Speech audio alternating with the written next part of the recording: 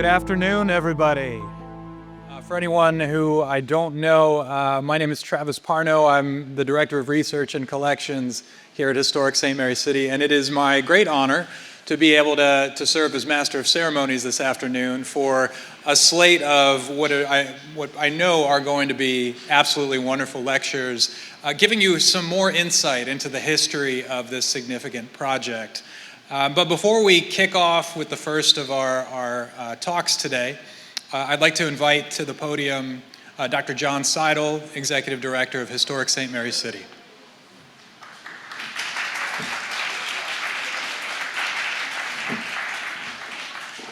Thank you, Travis, so much. I can't tell you how exciting this is for me, and it is very personal. I came of age as an archaeologist during the early years of Historic St. Mary City, and I know that dates me, but it is a fact. In graduate school, I was reading really great stuff that my mentors were giving me, hot off the presses of what was then called the Maryland School of History. And we sometimes forget how powerful a statement that is. This was really influential work that was being done by people like Historic St. Mary City's first historian, Lois Green Carr, along with people like Lorena Walsh, Gloria Main, Russell Menard, Ed Poppenfuse, Paul Clemens, many others. And their work on social history was really groundbreaking.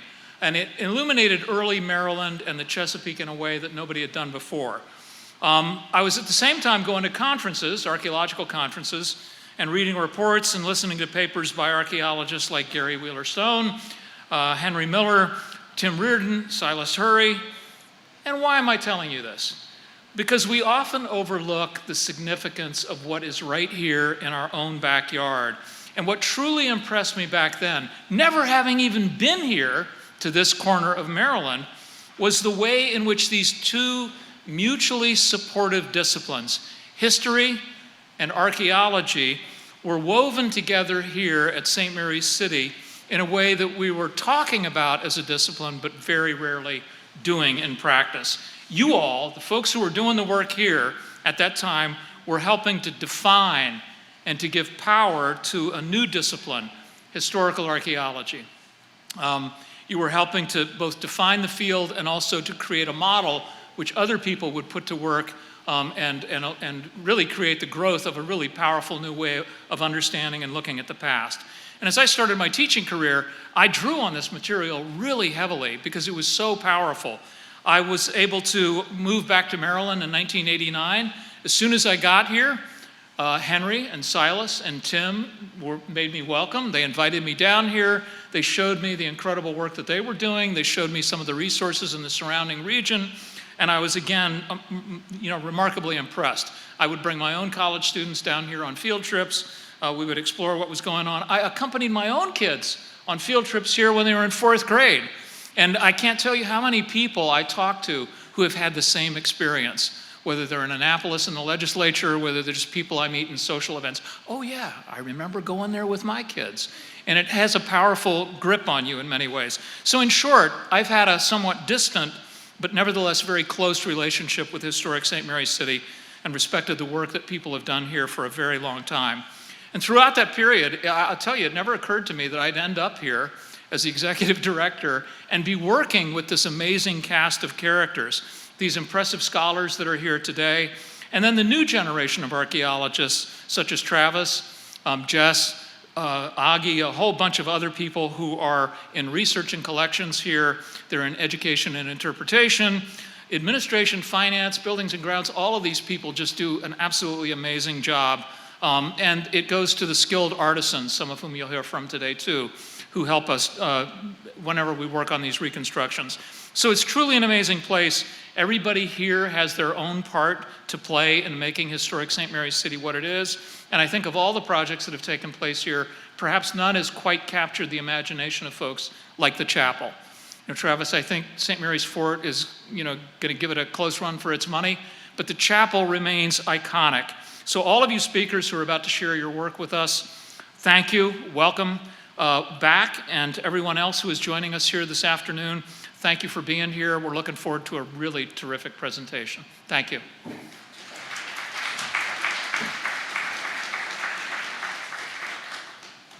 Thank you very much, John. And next up, a guy you might have heard from a little bit today, but we are looking forward to hearing from Dr. Henry Miller to talk to us about the history of the chapel project, archaeology, and goals. Dr. Miller.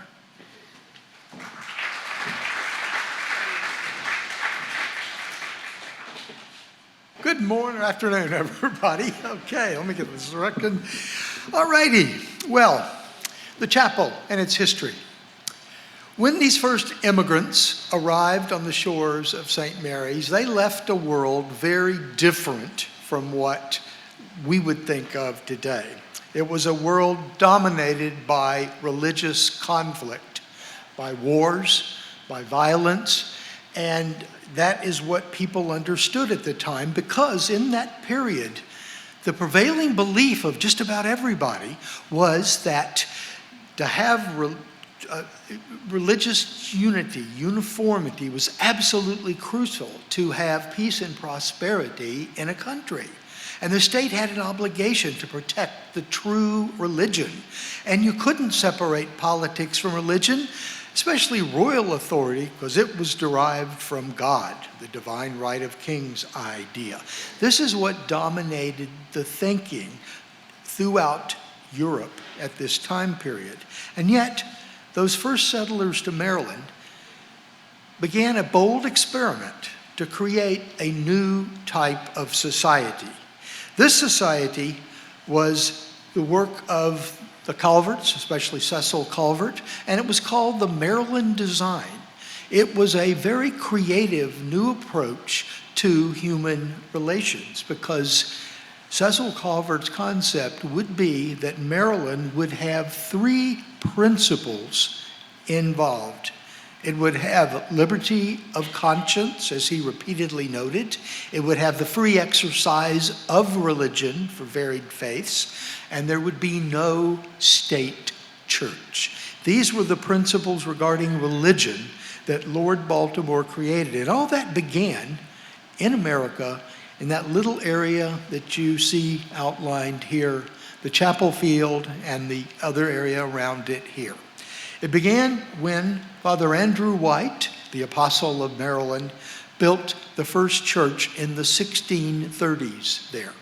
Father, that was truly the first beginnings of the Catholic faith in the English colonies. Father White was an amazing individual. He did much work with the Piscataway people, as we know, provided critical information about them, and the work was prospering until a January day in 1645, when Richard Ingle, captain of a ship appropriately called the Reformation, attacked St. Mary's City and began what is called the plundering time.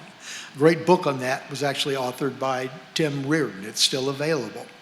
They took over the town, they plundered, they pillaged, they burned down the chapel, and they took Father White and others prisoner.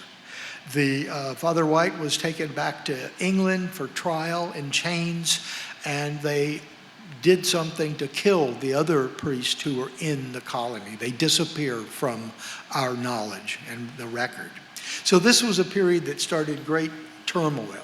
There was really no church here for a decade. Early, the 1640s, 1650s was a period of great conflict in the colony. But finally, in the late 50s, Lord Baltimore regains control, and in 1660, the king, Charles II, is restored to the throne, and things settled down, and the sense of optimism spread throughout the English world. And that was also true in Maryland. The Jesuits had to start over completely, but Father Henry Warren was assigned as the new provincial, and it's under his leadership that work began in the mid-1660s on a major brick building. This building was the first brick structure in all of Maryland, and for the time and place, a truly exceptional structure. It was the mother church of the Maryland Catholic community and the first permanent Catholic church in English America. And for a period of about 35 years, it was used as this centerpiece for worship. But in 1689, there was a Protestant rebellion here. 700 people with arms marched on St. Mary's City, laid siege to the State House right behind you over there, and overthrew Lord Baltimore. A royal government appointed by the king and queen began. And soon, the dynamic that Maryland had experienced for 60 years rapidly changed. In 1704, a mass was being said out at the chapel, and some new officials found that that was wrong. The legislature was informed of this, and we have the account of what they said in September of 1704. And it read, "The use of the Popish chapel in the city of St. Mary's in St. Mary's County is both scandalous and offensive to the government. We do advise and desire His Excellency the Governor to give immediate orders for the shutting up of the said Popish chapel, and that no person presume to make use thereof under any pretense whatsoever." And the same day, whereupon it was ordered by His Excellency the Governor that the present sheriff of St. Mary's County lock up the said chapel and keep the key thereof. This ended the religious freedom that Lord Baltimore had championed for his entire life here. We started the work, and something amazing happened. We had a visitor at the site, and she said, "In our family, there's been this key. And our family story is it was the key to the chapel at St. Mary's City." Could that be true? Well, we did investigation. Their family was from St. Mary's County. They were the Gardner family, but in the 18th century, they married into the family of the sheriff, John Coode. It could be. An amazing coincidence there.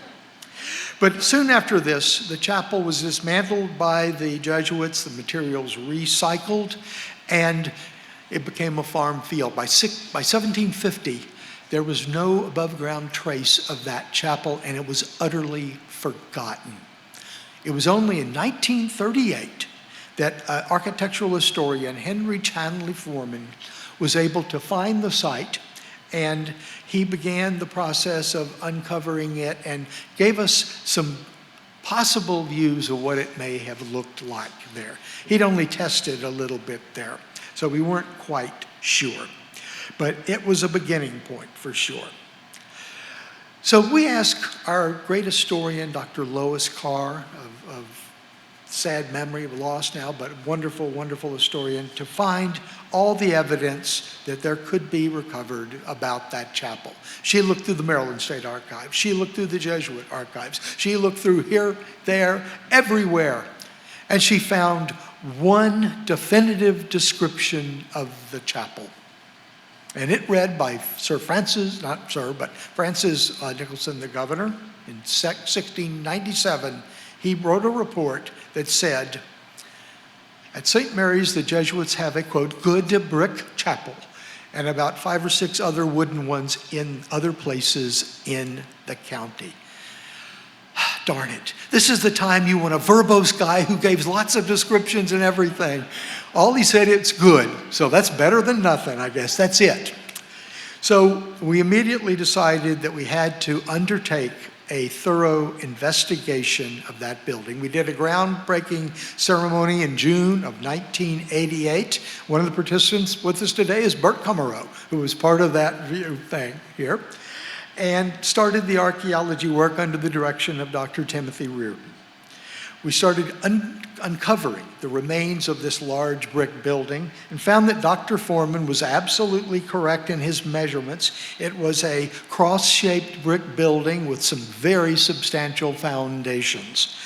And the foundations were, in fact, a full 3 feet across. Extremely rugged for the time and place. But what was even more amazing, the test pit revealed that those foundations went 5 feet below ground. Most 17th century buildings are 18 inches, 2 foot.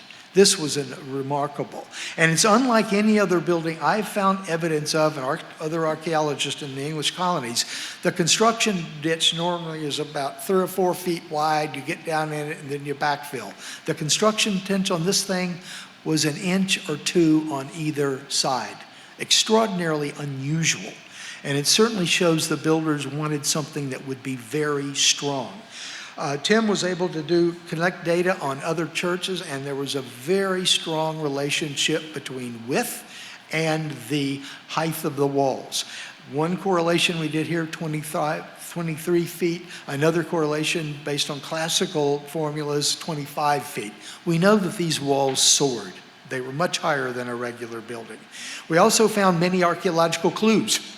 Lots of different things about this structure. I'm not going to talk about those because Silas Hurry is going to present that in one of the next lectures. But we've learned a lot. We also discovered probably the most important discovery out there in 1990 were the 3 lead coffins. And they really stirred and brought international attention to St. Mary's City. And soon thereafter, our commissioners decided that in 1993, that this building should be fully reconstructed as accurately as possible on the original foundation. So, with that charge, we began assembling the archaeological data, but they also hired some very high-quality architectural historians and to look at this and come up with some ideas of what it may have looked like. They went to England because this was an English colony. The people were almost completely of English origin. And they started looking at 17th century churches. But the first one they looked at was the oldest church in the Chesapeake, St. Luke's, a nice brick building around 1680. In England, they visited multiple buildings that were built during the 17th century. Some very impressive ones, some not quite so impressive, but nevertheless dating to the time period. They returned after that research and they presented to our committee some tentative drawings of a chapel. Low, squat, not very extraordinary, but they reflect a very typical English church design of the 17th century. We said, guys, there's a problem. Indeed, there was a controversy. You see, these were English people, but this was built by a very special group called the Society of Jesus, the Jesuits. It's unlikely they would have followed Anglican church design, okay? Because they were a very important group. They were the first religious group in Maryland here, inspired by Ignatius Loyola. And they, after the Council of Trent, which began the Catholic Reformation, the Jesuits were the frontline soldiers in that Reformation event. They were trained not in England, but all of them went to the continent, where there was multiple seminaries, colleges, where they would spend years in education. And there they became familiar with what was being constructed, more Baroque style. And if we start looking at the churches being erected in the 17th century on the continent, some were extremely large, very impressive. Others had statuary or other things on them. This is an important one in Krakow. It is a brick building, but it has a limestone facade, because the facade was really important in the architectural design of these churches at the time. This one is in Flanders, near where one of the Jesuit seminaries was. Again, very ornate, and they're not the same because there was no Jesuit style, but there were similarities because they were following classical ideas. Some were much simpler in place. This is another brick building, but has had a plaster or rendering of plaster on the surface of it there. Some in other locations, again, very comparable forms, different scales, but some are just quite small, more like our chapel.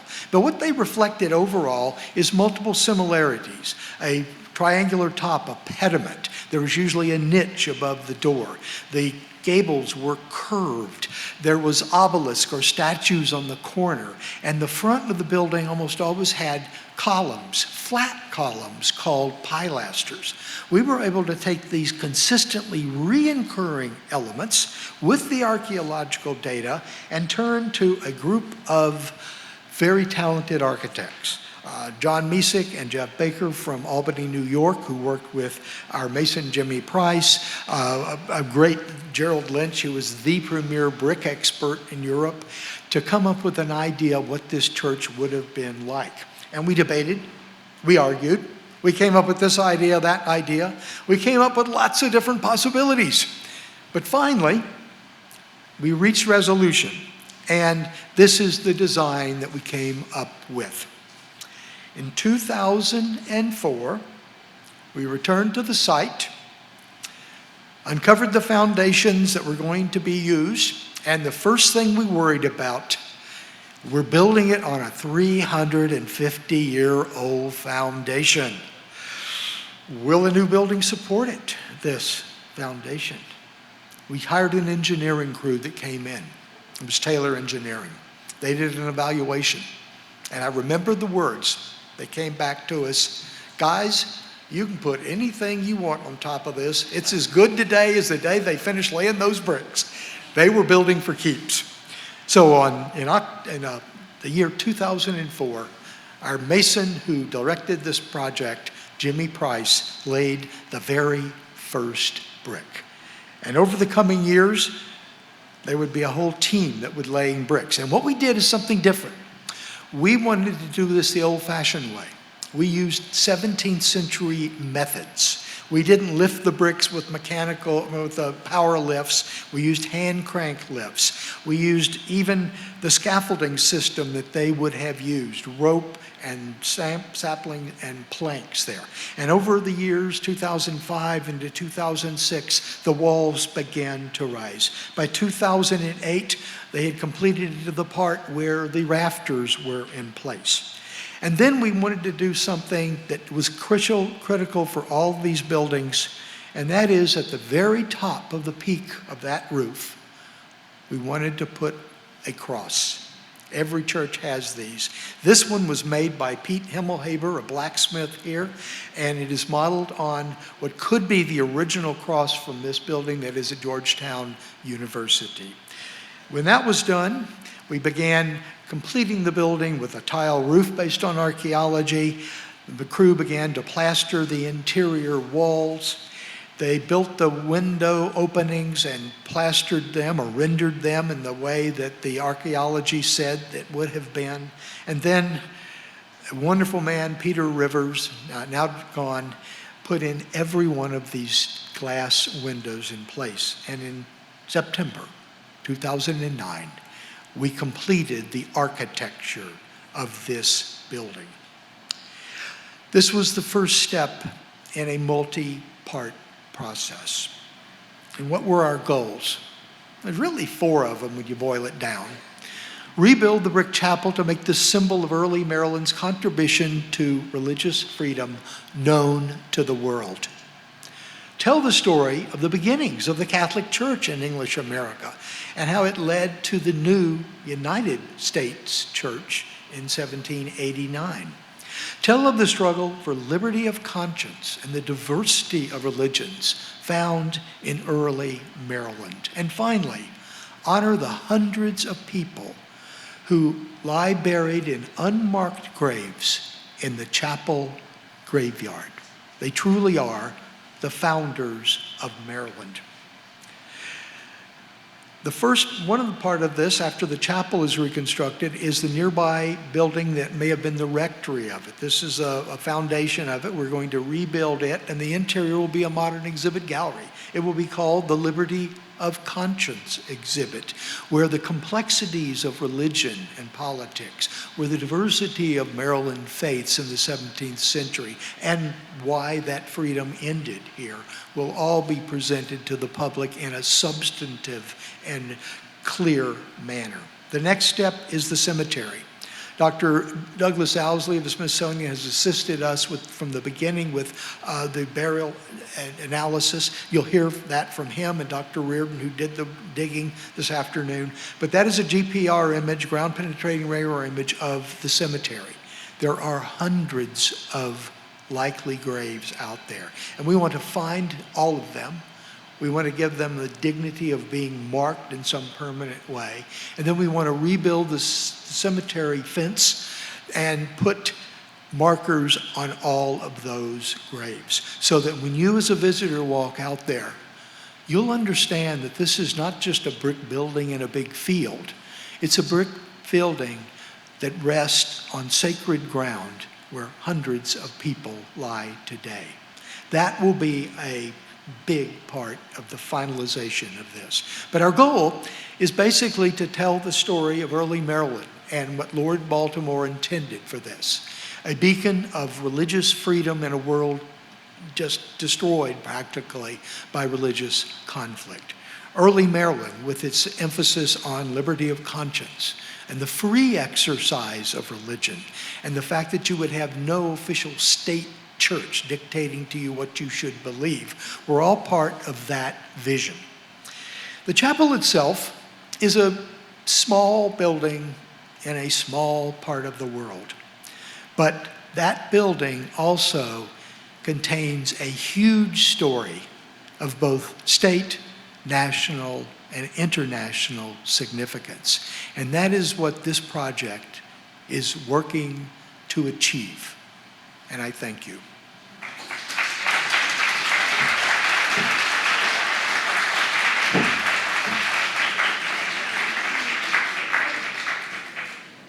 All right, thank you, Henry. And next up to tell us about the Catholic influences and Jesuit practices at St. Mary's City, we have Dr. Tom Lucas.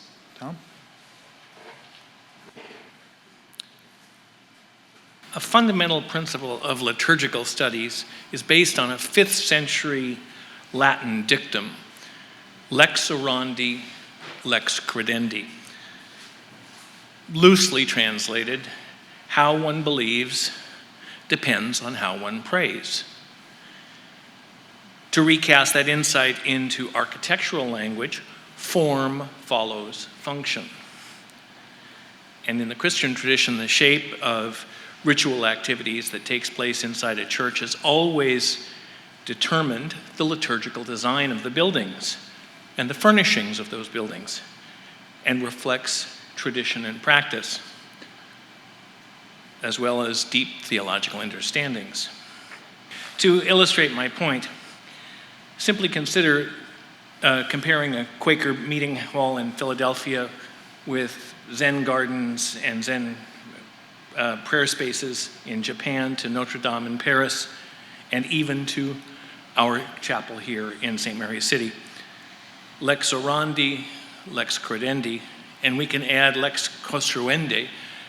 It determines how we build things. Building a church, particularly in times of religious turmoil or persecution, is qualitatively a different act than building a barn or a manor house or a state house, although the construction methods may be quantitatively the same. In the Catholic tradition, the hallowed church structure serves simultaneously as the domus ecclesiae, the house of the community, as well as the domus Dei, the house of God, as home for the worshiping community and for the presence of the divine. It takes its form from the canons of ritual, from hierarchical space, orderings, and roles, and from the lived memory of the worshiping community. As Henry alluded to, the lack of documentary evidence on the architectonic form and the decoration of the mid-17th century chapel here challenged those discussing a possible reconstruction on its original foundations. And while we acknowledge those difficulties, my participation in this project, beginning in the early 1990s, was an attempt to provide a Catholic perspective and a theological and ritual Sitzungsleben, a picture of the milieu of mid-17th century Catholicism. the ongoing influence of the Council of Trent, the interplay of the Jesuits, the arts and architecture in the Baroque world, and a look at the particular factors that shaped the mentality of the English Jesuits who worked here in the Maryland Mission. I'm grateful that these considerations helped in some small way to inform the brilliant work accomplished by my colleagues here in this project. Pope Paul III in 1543 convoked the Council of Trent 3 years after approving the Society of Jesus, the Jesuit order. Over a period of 18 years, the Council set in motion major reforms of the Catholic Church while issuing dogmatic redefinitions of Catholic belief. In response to the challenges of the Protestant reformers, Trent reiterated traditional Catholic teaching on the efficacy of the ritual of the Mass, the seven sacraments, the sacrificial character of the Eucharist, and transubstantiation, to mention a few. It repudiated the reformers' sola scriptura stance, only the scripture, only the preaching, and it insisted on, at the same time, the learned preaching of the gospel within Catholic ritual. It confirmed traditional practices that included extra liturgical Eucharistic devotions, the cult of the saints, veneration of images, and the like. Nowhere is the architectural impact of those Tridentine reforms better illustrated than in the Chiesa del Gesù, the mother church of the Jesuits, Jesuit order in Rome, which was begun in 1568 and completed in 1583. The plan that you see before you became the prototype of churches all over the world because it served Trent's double emphasis on preaching and the Eucharist. The pulpit was placed laterally on the side in a large open nave, taking advantage of the acoustics for preaching and for extra liturgical catechesis. Jesuits, unlike the monks, don't sing monastic offices in common, so there's no need for a deep apse that you see in Gothic cathedrals. The altar, an imposing structure that focused on a large fixed tabernacle, was brought closer into the congregation. Clear sight lines from all places direct the congregation's attention visually to what's going on at the altar. A low balustrade or communion rail rather than a tall rood screen typical of Anglican churches demarcated the sanctuary from the rest of the church, a barrier that's symbolic rather than functional, visually transparent. So hearing and seeing, word and sacrament were facilitated, not impeded by such an architectural framework. Churches modeled on the Jesuits sprung up all over the world, not because there was a Jesuit artistic conspiracy to impose one architectural model, but because the plan worked for the needs of the Catholic cult during the Counter-Reformation. In fact, some 60 Jesuit architects built buildings around the world, and many other architects were hired by the Jesuits who tended to be, in most cases, quite open to local architectural idioms and crafts traditions. For example, in French Belgium, Jesuit architect Brother Jean de Bourg built a small chapel at the Jesuit College in Tournai, demonstrating a charming fusion of French Gothic principles adapted to the liturgical needs of the post-Tridentine tradition. Sight lines are opened up, great luminosity through large clear glass windows is provided, and Gothic architecture, the vernacular of the place and time, became a servant of the post-Tridentine cult.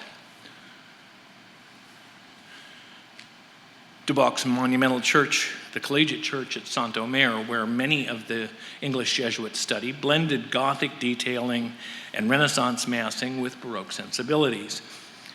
Duboc used brick masonry with shaped brick and stone detailing that was clearly going to be influential for the next generation of Jesuit architects in the Low Countries. And this openness to local materials and adapting to local architectural idioms to the needs of the culture are evidence of an important organizing principle what the Jesuits called modo nostro, our way of doing things. The ultimate criteria wasn't so much aesthetic as practical. Use what you need, shape what is ready to hand to get the job done. In fact, the order promulgated what we might call a uniform building code in 1558, 2 years after Ignatius's death. Buildings, this document says, were to be sound, sturdy, and well built. Canons that are rather far removed from Vitruvius's famous triad of firmness, commodity, and delight, yet which resound somewhat with the idea of 5-foot deep, 3-foot wide foundations made of brick in rural Maryland. Even in the earliest decrees, nothing was said about the design and the ornamentation of church buildings. Indeed, Ignatius himself, from the very beginning, had lavished limited resources on buildings, expanding and beautifying the churches that he had received and new churches that they built. All over Europe and wherever the Jesuits went, as missionaries, they sought to establish large, strategically located churches as platforms for multiform ministries, schools, catechetical centers, etc. In mission regions across the globe, they trained and used local craftsmen and sometimes adapted indigenous architectural idioms even and art forms for Orthodox ritual use. Ignatius's spirituality was and remains eminently practical, rooted not so much in heaven as in this world, seeing the world and the church as portals, hence the importance of the portal that Henry pointed to, portals for the revelation of God's presence and activity in the world. In direct contravention to the anti-liturgical tendencies of much of the Protestant Reformation, this spirituality holds that beautifully executed and well-sung liturgies in well-designed and beautifully appointed settings open us up, and if you will, open us into an experience of the transcendent, and serves, as Ignatius's catchphrase says, for the greater glory of God. As Tridentine apologists, theologians, controversialists, and liturgists, the early Jesuits promoted traditional Catholic belief, yes, and traditional practices, devotional practices. But they also used architecture, the visual arts, music, and even drama to further that program. While almost all serious art historians have discounted exaggerated 19th century identifications of a specifically Jesuit Baroque style, the Society's experience in affirming spirituality complemented and in some ways completed the Baroque aesthetics vision of, or its emphasis on vision, on expansion, light, and emotion. The Baroque aesthetic evoked direct visual participation that leads to engagement on the more emotional rather than just the intellectual plane, seeing as well as hearing. Commenting on the liturgical life of the Baroque period, the eminent German historian Josef Jungmann says, "Public worship is festival, and Baroque culture is predominantly a culture of festival, the assembling of all possible sensuous creation into the service of high ideals." During the Society's first century, one school of iconography was particularly important in Jesuit churches, the exaltation of the ancient and contemporary martyrs. With its focus on recent Jesuits martyred by the Protestants, the Jesuits produced a finely tuned propaganda vehicle that served both to criticize the Reformation and to stir up the zeal of their many young recruits. Pomerancho's grisly frescoes in the chapel of the Venerable English College in Rome, circa 1583, you see the fresco in the center, and then in a later engraving by Giovanni Battista Cavalieri's to the left, those images intersperse medieval English martyrs with recently killed alumni confessors like Jesuit Edmund Campion. And this strongly promoted the cult of the English martyrs, not only in in Rome, but in Jesuit seminaries around the world, and were particularly important with the English recusant refugees from Elizabethan England. In the 1580s, Elizabeth I began enacting a series of penal laws aimed at crushing Catholicism in her realm. Her acts imposed penalties ranging from fines to the death penalty for those unwilling to renounce their Catholicism. In 1584, there was a specific act, and I'm quoting the title of the act, "Act against Jesuit seminary priests and other such like disobedient persons," and that act declared that all Roman priests dwelling within the realm were guilty of high treason and made it a felony for anyone to aid or abet them. More than 350 English Catholics and at least 38 members of the Jesuit order were killed in a century and a quarter of sporadic persecutions. From the walls of the English College in Rome to the living recollections of Jesuits who trained alongside these martyrs or studied under them in some cases, the martyrs were models of non-accommodating heroism who cheerfully faced grim tortures and death rather than denying their Catholic beliefs.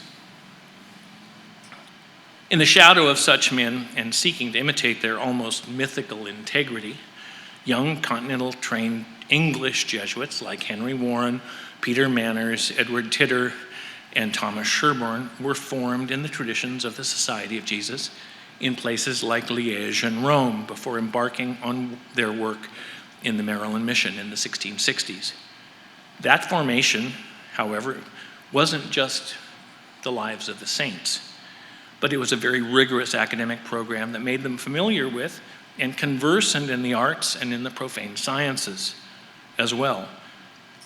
These Jesuits in the 17th century traveled widely, and in general they possessed what we might call a cosmopolitan outlook, and they were certainly an international organization.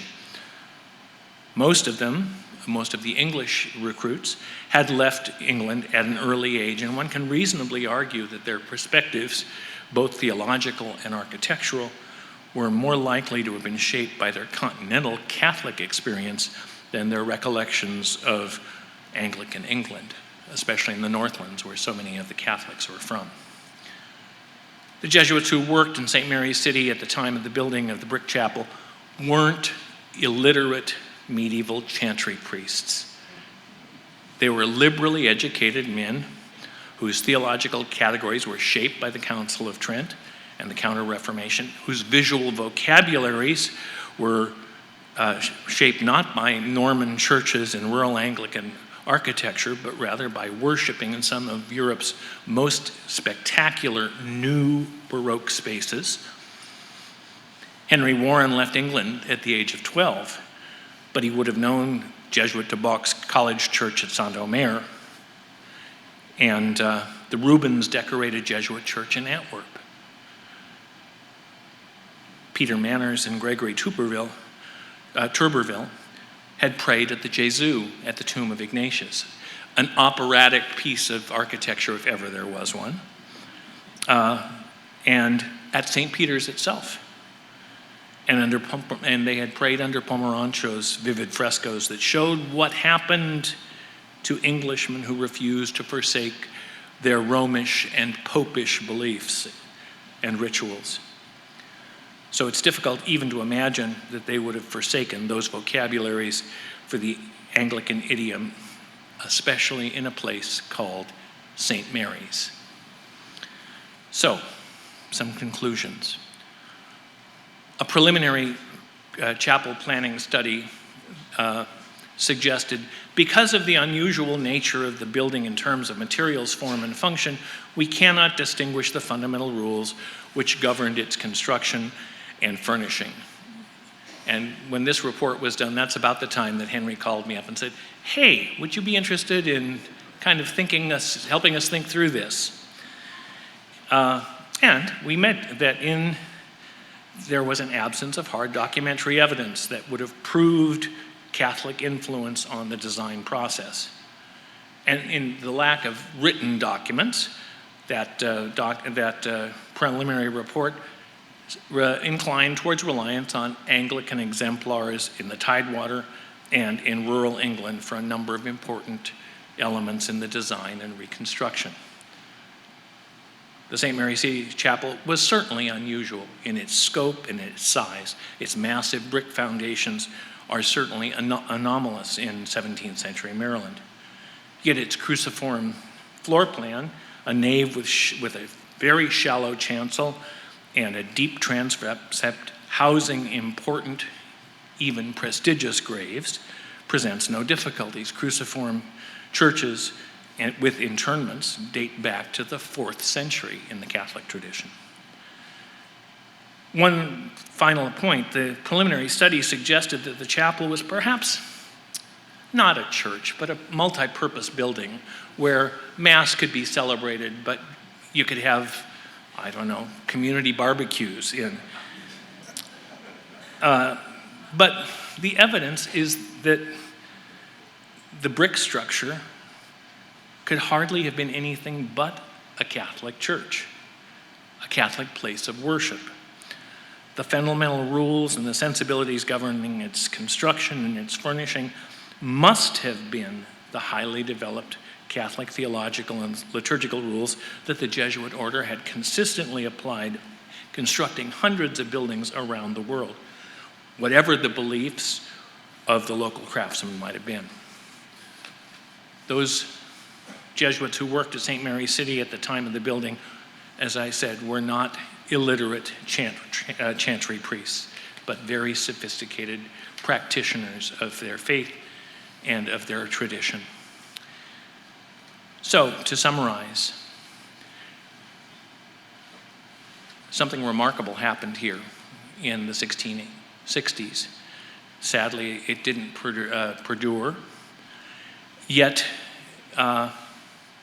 it's safe to say that the inspiration and the hard work of so many people like yourselves who have supported this project has reminded us of an amazing moment in cultural and religious history that began here, a moment of toleration, a moment of mutual understanding, a moment of hopefulness that we all need more than ever. So thank you very much for your attention. Appreciate your being here today.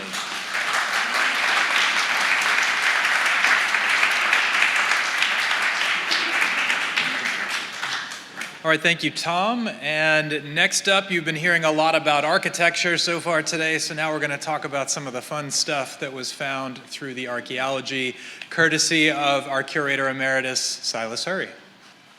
Good afternoon. You know, it's not a great idea to follow a Jesuit. It really makes it difficult to impress people.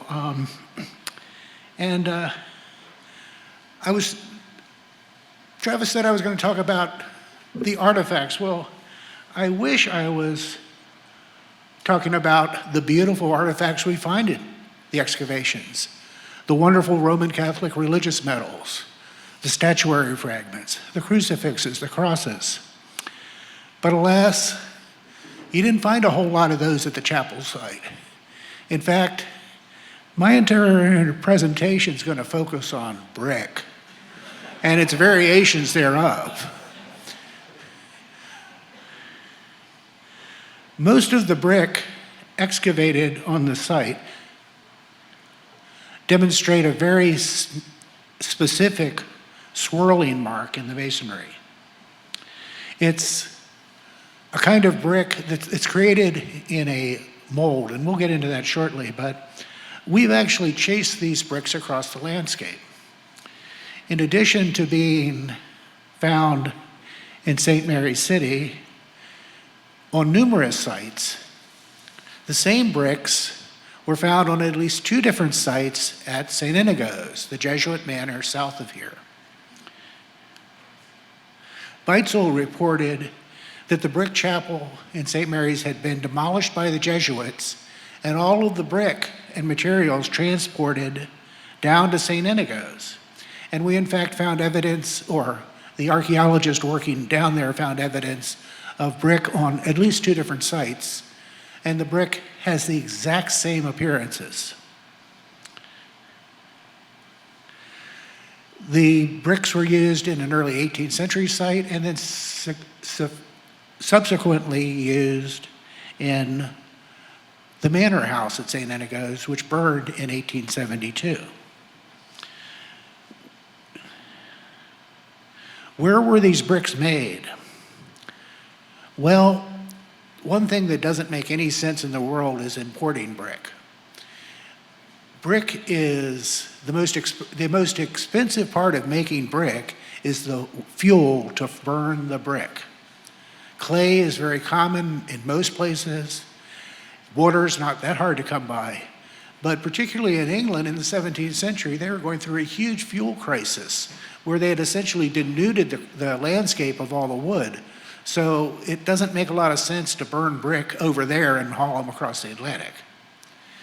Also, you'll hear that brick is used as ballast in a ship. Well, brick makes lousy ballast. It absorbs water. And you're slowly sinking slower and slower in the water. And you try to pump the bilges out and it won't come out. So needless to say, the brick were made locally. How were they made? Well, basically what you do is you have an open bottom box mold. You see an individual there. Clay is thrown into the mold. You drag a piece of wood across the top of the mold, twist the mold to get it off the table, and that's what actually imparts that special mark. Set it out to air dry, and then after it's totally air dry, you take the brick and you stack them into a kiln. You then fire the brick, which is a multi-day process. And when you're finished, you have roughly 1/3 really good brick. 1/3, roughly 1/3 under-fired brick, and roughly 1/3 over-fired brick. And what the Masons did was they just buried the bad brick in the center of the wall. You never saw the bad brick. And then that 1/3 face brick is what appears on the outside of the wall.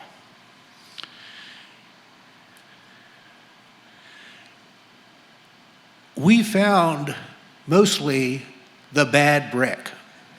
Basically, most of the material we found was the stuff that the Jesuits didn't feel was worth salvaging. And it became very obvious as we went on through the process. One of the notable aspects of the chapel brick are what are called purpose molded bricks. This case, we have both what are called jam bricks and mullion bricks. And we corresponded with Gerard Lynch in England, and he pointed out that the reason for the cavetto molding, or the hollow molding on our brick, was that it created a pocket that could hold mortar that you could then render so that it would appear like stone. Now, I say correspondence with Gerard Lynch. This was the late 80s. We used something called air mail. I wrote a letter to Mr. Lynch and wait a week, and we get a response on very, very thin paper. I was an early adapter of email, so I tell you, it really changed the discipline in general, the way we would do research. But anyway, Gerard identified these as specifically bricks made to hold mortar to create window openings in brick buildings. Lynch identified the two types as jam bricks and mullion bricks. Here's an example of what it looks like using rendered mortar to detail windows. Those are all brick buildings in which mortar has been used to create stucco-like surface, which then renders to look like dressed limestone. How do you make the cavetto bricks? Well, you take a box mold and you stick a quarter circle in the corners, and it creates the mold for your cavetto brick. One of the keys to looking at these bricks is seeing the little channel cut in the top there of these bricks. That channel is actually cut by the mason to fit to the actual window. None of the specimens we recovered had that channel cut in them. So none of the jam or mullion bricks had ever actually been used in a window. Again, the Jesuits were very, very thorough. Now, Gerard Lynch eventually joined us in St. Mary's, met with Mesick and Baker and us, and discussed the various ins and outs of what we were doing, and proved to be a remarkable consultant on talking about what you can make brick do. One final aside, while doing all this, I also visited Jamestown and studied the brick buildings there that had mullion bricks. And the most notable of those is the church at Jamestown. Now, when they did the reconstruction of the church at Jamestown in 1907, what they essentially did was rebuilt St. Luke's Church, which was just down the road, and sort of ignored all the archaeological evidence, because all the window bricks for the church at Jamestown were Cavetto brick, which meant that the brick was rendered so that rather than looking like this, it looked much more like this, with the windows dressed up. Not only did masonry provide the material for the walls of the building, it also provided the roof. Excavations recovered fragments of flat tile. The large example you see up there is actually from St. Peter's, which is Philip Calvert's great house at St. Mary's City, and it has the exact kind of bricks and tiles as the chapel has. These are the reproduction tiles we ordered. They are correct size-wise and correct color-wise. And here they are being installed, which I gather was an incredibly risky and challenging job. I missed that episode, though. Other details of the church emerged from the analysis. One of the things we got to study a lot of was mortar. And one of the things the mortar showed us was that the building had ruled joints. Those little straight ruled joints, as in the case in those two examples you see there, and curving ruled joints. This was a matter of taking the irregular brick that had been laid in mortar and then coming back and creating straight index lines within the architecture so that it reads much clearer than it does without the ruled joints. And of course, we ruled our joints too. In addition to mortar, we found a massive quantity of lime plaster. This is Patricia Dance, who's doing the analysis, and she looked at every piece of plaster, and we found that none of the plaster had ever been applied to wooden lath. It had only been applied to brick. Tricia would finish her day, dust herself off, and say, "Got plastered at work again." So this is what brick that is applied to lath looks like. It actually squeezes between the wooden members and creates what are called keys. And here's a four-part thing. The first one just shows an open bay. The second one below is just wooden lath applied to the bay, and then rough plaster and fine plaster applied to it. The wet plaster oozes between the lath keys, sets up, and provides the substance that holds it in place. And we did not find any of that within the main body of the chapel, which means, A, that the chapel walls were directly plastered upon. The other significance of having no lath keys is that the vault of the church could not have been plastered. It instead had to be a timber vault. And across the river from here in Yacomico, Virginia, there is an Anglican church called Yacomico Church, which actually has a wooden vault, which is pictured here. And that led to us using the timbered or plain wooden vault within the chapel. We also got a lot of evidence concerning the windows. The diamond-shaped quarrels on windows are common in the 17th century. This is John Roberts measuring the angles on all the extant glass fragments that had original fragment edges. There are two standard quarrel shapes in the 17th century, the long quarrel and the square quarrel. Based on the measurements of our angles, we have what are known as square quarrel windows.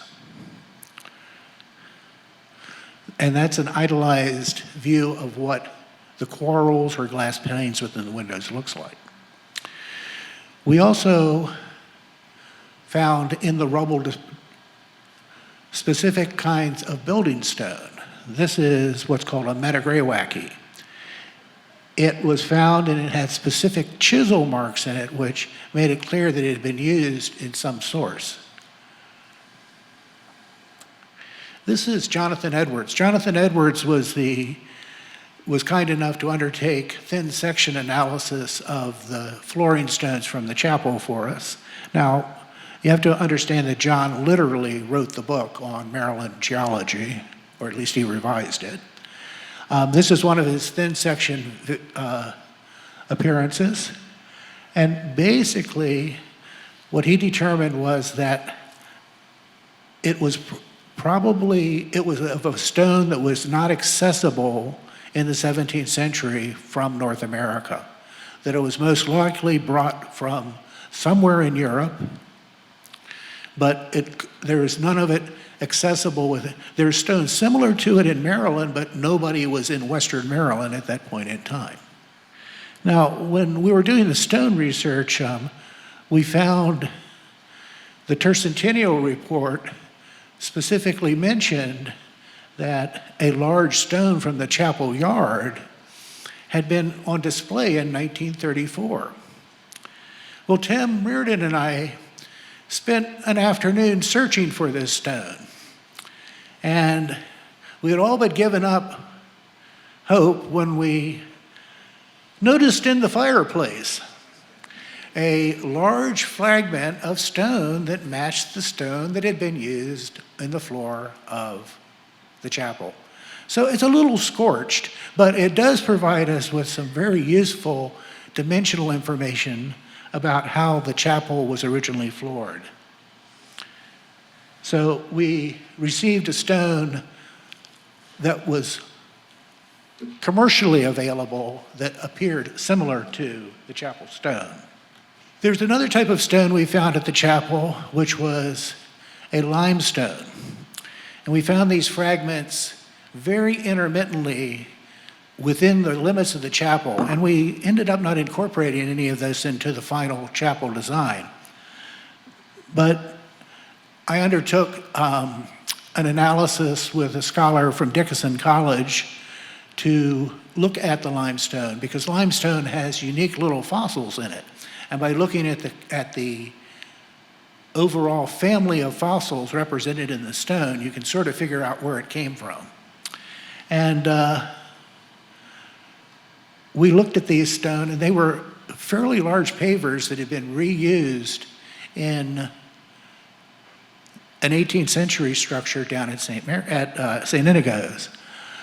The limestone was either from the area of Flanders or probably southern France. And we're not sure at the time what it was used for.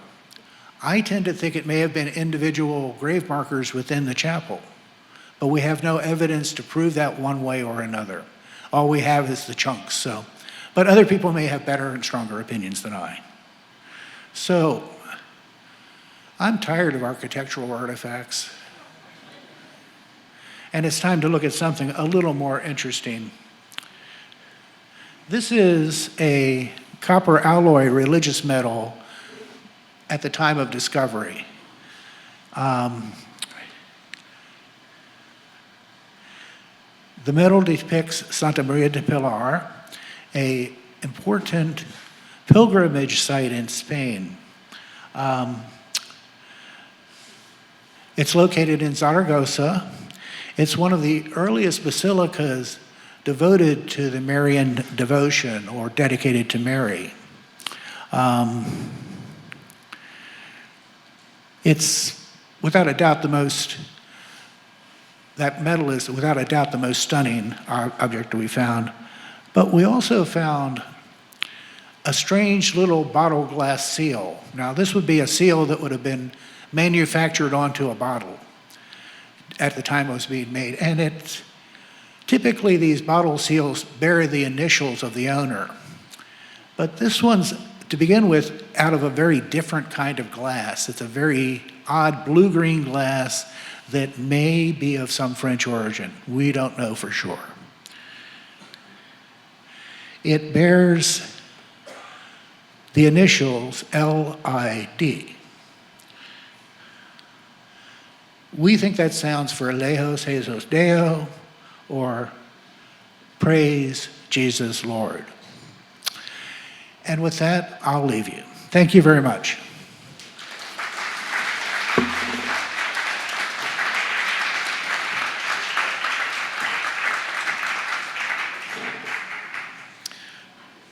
Thank you very much, Silas. Rounding out our first segment of presentations, because after this one, we're going to take a 15-minute break. But before that, we're going to hear from Mr. Jimmy Price to provide the Red Masons' perspective on this whole project. Jimmy?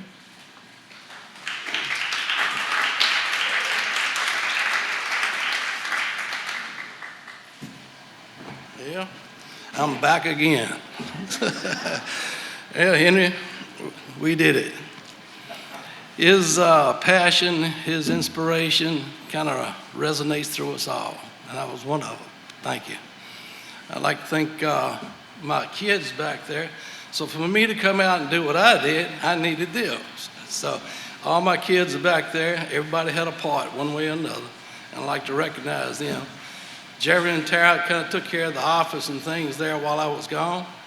The unsung hero of it all was Mike, Tara's husband, my son-in-law. He fired the kiln and burned all the oyster shells while I was up here. So the amount of wood and burnt labor of traditional work goes to him. Okay?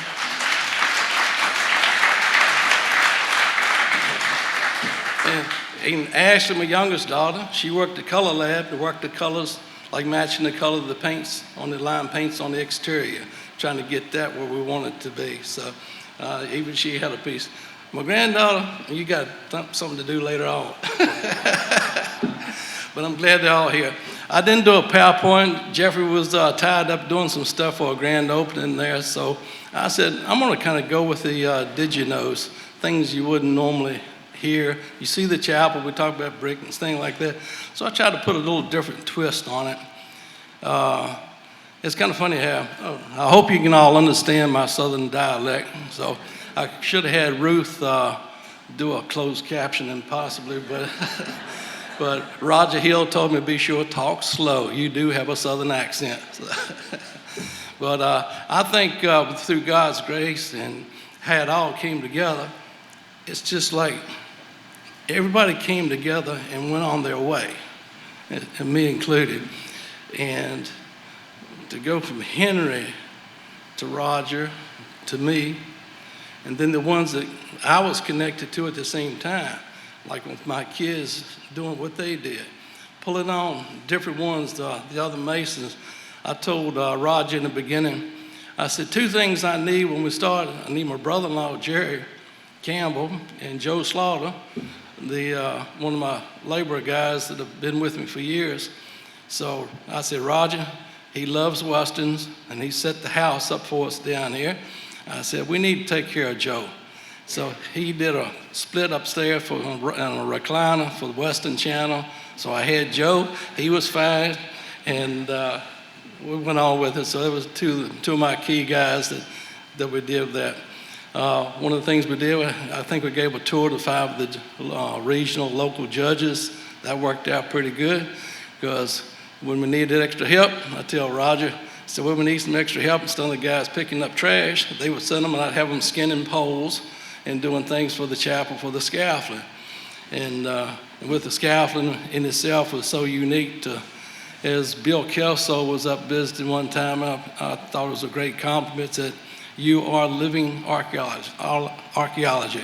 And I said, yeah, that's exactly what we're doing, because to approach this, walls 3 foot thick, the amount of moisture in the walls, what's that moisture going to do over time? These are all the unknowns that we take for granted doing what we do. But we got it done.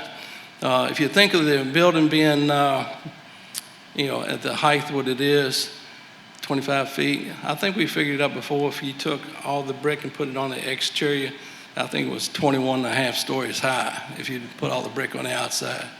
So you got a little different twist on that.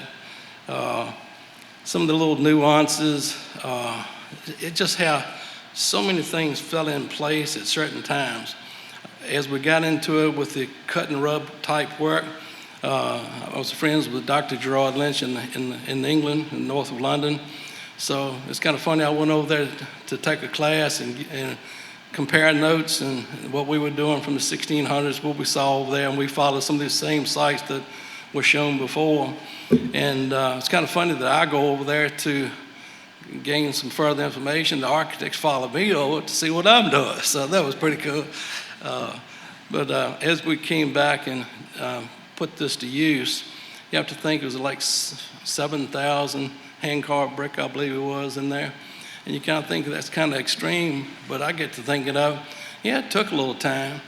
But if the architects had to do all the shop drawings for every shape, every return, every right-hand return, left-hand return, cope, this, that, mullion, to do all of that, they never would have got all the drawings done, I don't believe. So that's the way I look at it. I think Ashley, during the winter months when we were carving down in my farm in the shop, we'd carve, had a drafting board 10 feet by 10 feet, and we were doing full-size features there, and then marking everything out. And then Ashley was marking all the brick for the 4 guys carving.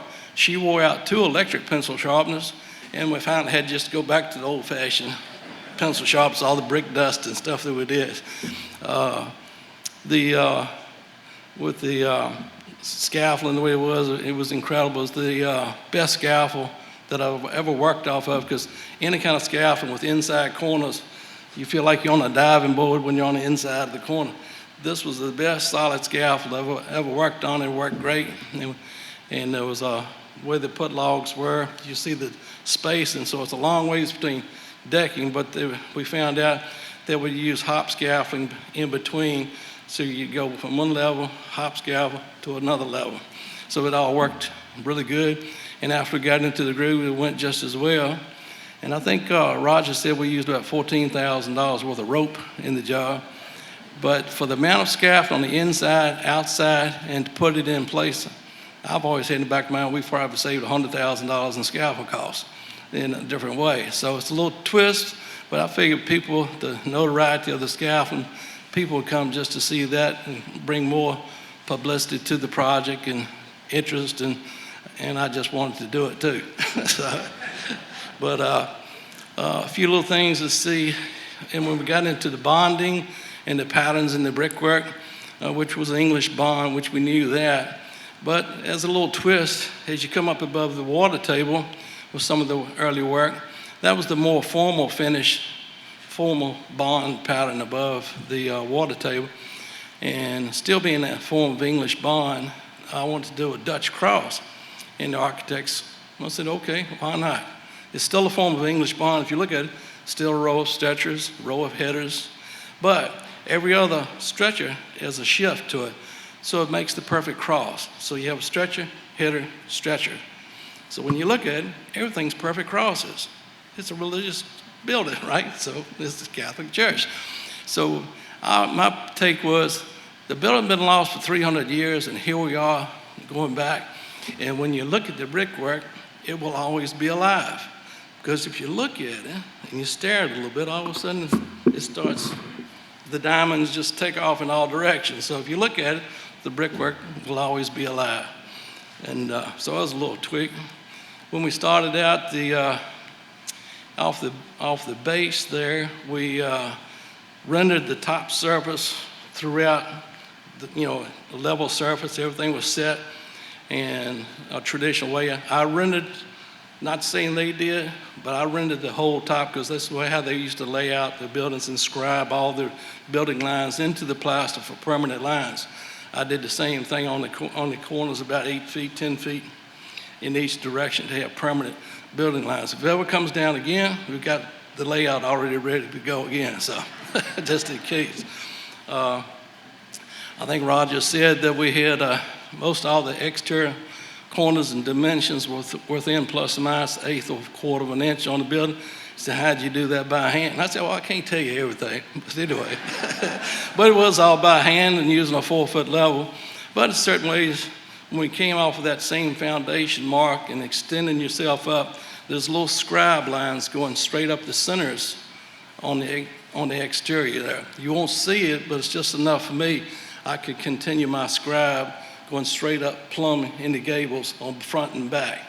And by doing it, the front was tricky because all the moldings, the arches, and the other offsets, to be able to get a calm wind and plumb off of my building line that I had off the foundation and to keep extending myself, that was a little tricky because at least a little breeze would throw you. And then you could take your dimensions out to measure at certain heights to keep it all together. So it turned out pretty good so the framing worked pretty good on that. The oyster shell mortars had brick dust in them, and like I said, we made all those, and we learned throughout that the hot mixes, making a traditional hot mix as it was called, so when the mortars, when you made them or slaked them, you didn't crush the shells, you cooked the shells in a kiln. And you go through the cycle. After you cook them, you add water, it gets to steaming and bubbling and boiling and all that. And when it reached the peak of that, then you add the sand to it and the brick dust and mix it up, and you have a pile of hot mortar. That found out that works as a more durable mortar throughout by using hot mixes. And we changed up through the process. Still lime mortars, still would test out the same, but we learned that the hot mixes were better and more productive at the same time. I think some pictures there, we're very neat bricklayers, very clean, but some of the traditional ways of building and taking periods of time. I think we had 3 hurricanes, 1 season, and about washed us all away and flooded, flooded 4 or 5 feet down here in the bottom at the college, but then we got hit with that, and a lot of the mortar would leach because of so slow setting. It takes months for the mortar to set. Sometimes you'd leach out and it would look pretty messy, but that's where the color wash and the penciling would come in. That was the protective and decorative treatment that you would put the wash on and pencil the joints and do that. So that's kind of where that came from, which that's what they did in England. Everywhere we went, and all the 1,600 buildings that we saw there, everything was color washed and penciled, which tied right in to what was going on here too. Let's see. Any particular questions? Something that anybody have a?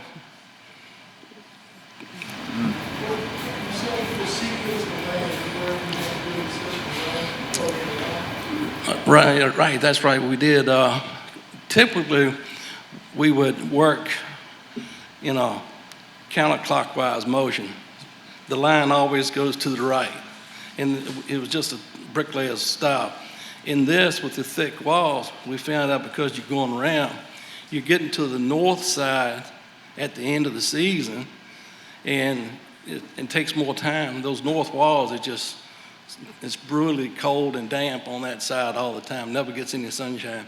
And with that, we found we go counterclockwise to give the curing time as much time as we can, so we kind of reversed ourselves with that. Yeah, let's see. I had all kinds of things on my mind when I was sitting down. Yes, ma'am. How long start to finish did this project take to put all those bricks up there and do the job? I think I was thinking like 6.5 seasons. I think we did the initial coming up out of the ground and working that up, and then doing the rendered top, and we did some mock-ups there in place. The first summer, that was brutal. It was a hot summer. All that, as an archaeologist would know, all that heat and reflection coming off the base there. All you archaeologists are realizing we had to do the same thing. As we got up, it was pretty cool because where the put logs gap, we had plenty of tarps and canvas covers to cover us up. Yeah, and then we would work a traditional season, which would be about getting into April, past frost, and by September, no later than mid-October, if we were pushing, we'd be through by then to give more time for the walls to cure. Yes? Jimmy, could you tell the group the difference between lime mortar and concrete mortar? Yeah, well, the lime is what we had here, and that's what the colonists had when they came in, was only, you have to realize, I was telling one of my friends that came up from Amherst County too, we attend Bible study together, and at his, we actually have it at his house. I said, you have to realize this, where we're sitting, was the western frontier. Like Silas said, nobody knew anything about what was going on in the west, because this was the western frontier. And so you had a readily available source of oyster shells, which the Indians would use the oyster middens. I guess you have some here. I've seen them all down to the south. So you had a readily available source for limestone, and that's what's the common material everywhere was lime mortars, whether it was made from limestone, high calcium limestone, argillicious limestone. It has all kinds of different, it'd take me a day or two to talk about that, but anyway, it's all kinds of different limes to make lime mortars, which was the most common. Cement didn't come around until 1840 to 50, and common use at the turn of the century in late 1800s. And then the earlier mortars were fired and cooked differently, more like a hydraulic lime that we have today. But it was not available pretty much until later on. So when the colonists came here, they had a readily available source of oyster shells, and that's what they work with. But then that's part of the living archaeology that I kind of face too. All right, north wall over there, we'd have some spalling over there. We did the very best that you could, and all of a sudden you get some spalling. All right, but what else did they do? Then, because the color wash and penciling hadn't taken place, then I learned walls that are 3 foot thick, it's just so much moisture to come out. It takes years for that to take place and for the exterior lime mortars to carbonate to achieve the strength for the long term. But in there, that's why your cement mortars became more user-friendly, because it got hard quick, and you could do more quicker and go higher and that sort of thing. But here with those 3 foot thick walls, you would lay and you'd lay and you lay and you lay and you go that high. So it was something else, but it was a lot of determination and a lot of grit from everyone, not just myself. The laborers who would work the windlasses, because we were, if you saw one of the pictures of those, I'm glad we had the governors on our side that OSHA left us alone down here. We had the engineers that approved the drawings and things like that. So they kind of took it out of the OSHA's hands. You see, I always had a straw hat on anyway, and still do. And because then with the heat, you got to have it. But I lost my train of thought with that one. What was the thing? Oh yeah, the back there. Yeah. Cement gets hard and goes on. But well, what was about the OSHA part? Yeah, that's what I should have a slide for that one then. So anyway, any other questions? Yes, sir. Are these bricks stronger than modern day bricks? Yeah, these are pretty good brick. The ones made, they're pretty nice. They're pretty hard. They had a good ring to them. I think there was a little cracking in some of them, which it's a long story, but kind of a mechanical moisture it's called. They probably wouldn't cure it and overfire it. Sometimes you get some little cracking in some of them, but they were still a really nice brick though. Well, with your mass wall construction, all your lime mortar, infill, and everything that you have in the bonding, it dissipates the moisture, and I wouldn't worry about some of those, for us. Everything looked good inside, so. How many years do you think the chapel is going to totally I ought to be getting pretty good. I hadn't poked around since I've been here. but I'll be checking a few things, because that north wall always kind of bugged me, because it's like, damn it, we did the best we could, you know. But with that color washing and penciling, what I was telling you about before, with some of that staining that we had from different seasons and weathers, or if you had the walls covered, which we were 4 hours away, anything happened during the day that during the week, the tarps would blow off, or bad winds and all that, moisture would get in. So it was, everything kind of makes you do a certain thing. I guess it kind of, because of this, you have to do that. And that's kind of what we did too. So, yeah. Yes, sir. Tell me about getting the brick. How was the brick made? Well, I think Henry and them, I think most of the clay came from over at the Visitor Center, correct? And then I didn't make the brick, but a gentleman from Charlottesville made the brick. Henry Kersley was his name, who did the brick. And that was a learning curve for him in there too, because he did a clamp fired kiln, and some of the brick that came in first, or what we had planned on, was a little bit smaller, and then we adjusted to that, and then he came back and rectified what he did after he found out. Then it was a little bit bigger brick. So we have a little variation in some of the brick from there. And by the time Roger and I, we get the backup brick ordered that we got from, that was a Maryland company, Cushwa, from Cushwa Brick. So we had those, and by the time we got the right size to match what he was a little bit smaller, then he came back with a little bit bigger brick where we had to change up. So it's like juggling something all the time. You just adapt to the situation is what you do.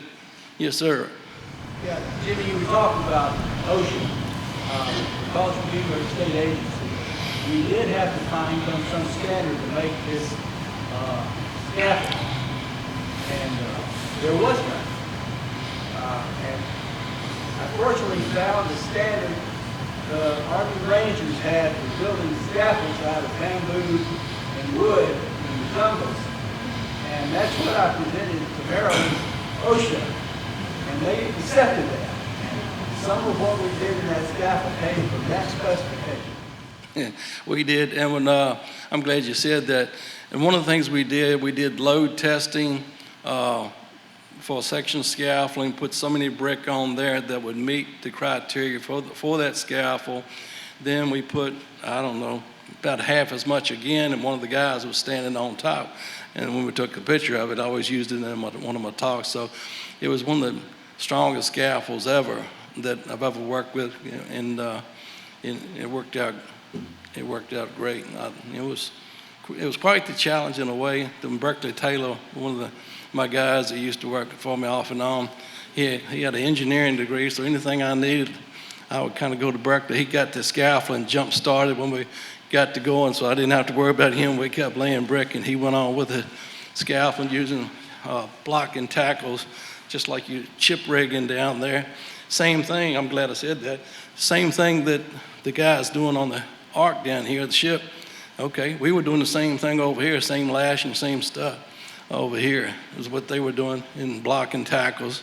The windlasses, oh, that's what it was with the OSHA. Because of the graves all around the chapel site, so if you ran through a little dip, I said, be careful, you don't drive in the same spot because that's a grave, most likely. It's not just a mud hole. And so we had to be sympathetic to the site that we had the bricks set out from the building, and the farm tractor from grounds would come over and move what we needed over for our use for the day. Then my guys used the windlasses for hoisting materials up. Only thing, you didn't have a brake on that windlass. You had these long handles, if you see some of the pictures, and the boys would crank up a wheelbarrow load of mortar by itself. That was pretty good with the block and tires. But when he got ready to let it down, he turned around and put his butt against the wheel, and the handle's going coming down, so just like that. So you just wouldn't move. I've had it hit my straw hat both sides. So, but that was kind of a hoot. That was the OSHA thing that I was alluding to that we got away with. But it worked great though. but it was still being sympathetic to the graves. One of the things picked up in England on some scaffolding on streets and things, that they would use barrels or barrel halves to set the standards in to anchor when they were building put log scaffold. Because of the floors inside with the graves just a little ways away, we had to be very sympathetic to the inside. So we did put some plywood down first, then put a barrel half, set the standard in that, packed the dirt, and then went up from there. So to be sympathetic to the interior there. So, yeah. Is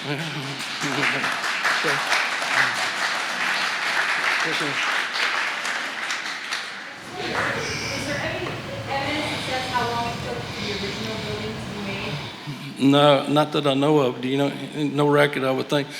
But you kind of think for what, I feel like we were a real close representation, because we did have those tractors to bring stuff to us. We had the initial crew. It would be 3, 4 of us, and some of the guys doing the interior walls and stuff like that, that we were, by the time we did what we did, but such a bigger scope of that outside, just like Mike making the mortars down in Virginia, and I'm bringing it up when I come to work. And then if they were here, for them to gather the wood and not having a pass off, like Silas was saying about the fuel source, to gather the amount of wood, we would use 3 cords of wood per burn is what we would use off my farm. I never did put that was something we used. but we had to use that amount of wood, and then you had to gather it, then you had to burn it, then you had to make the material, slake it, and make the mortar before it even went to the scaffold. So that's such a tremendous task in itself, just to feed the bricklayers about like what we would have had. So same thing with the ongoing brick process to make. How many brick did it end up being, Roger? Do you know? 300,000 or something? 350 or something? Yeah, so, but you think of that when you do a clamp-fired kiln, maybe be 25,000 brick, 30,000 brick at a clamp fire, big as what we got here in a room like this, to be burnt for a week, and to do that again and again, to keep up with the bricklayers that are like what we were doing in a month. We were doing about, I felt like we was pretty close to doing the same thing. Mm-hmm. I'm going to have to sit down with this man and after the incredible stories and what he's learned about this project. And I want to tell you, the chapel would not be built if it wasn't for Jimmy Price and his family, and for Roger Hill over